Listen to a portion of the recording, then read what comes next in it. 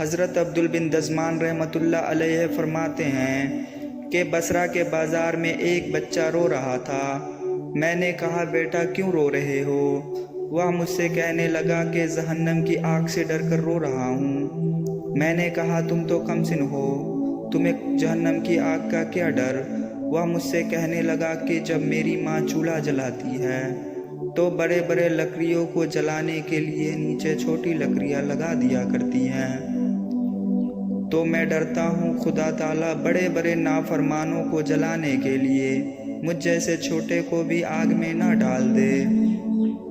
بچے کی یہ گفتگو سن کر بڑا متاثر ہوا اور اس سے کہا تم میرے ساتھ رہنا منظور کرو گے؟ وہ مجھ سے کہنے لگا ہاں مگر شرطیں ہیں۔ میں نے کہا کیا شرطیں ہیں؟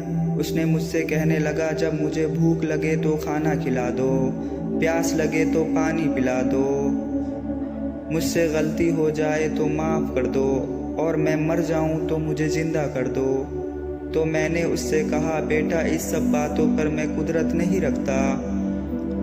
تو مجھ سے کہنے لگا تو پھر جائیے اپنا کام کریے، میں جس آقا کے در پہ ملازم ہوں وہ ان سب باتوں پہ قادر ہے۔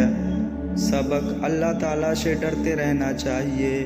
اور یہ بھی معلوم ہوا کہ پرانے زمانہ کے چھوٹے چھوٹے بچے بھی اللہ تعالیٰ سے ڈرا کرتے تھے۔ آج کل کے بڑے بڑے غفلت کی زندگی گزار رہے ہیں۔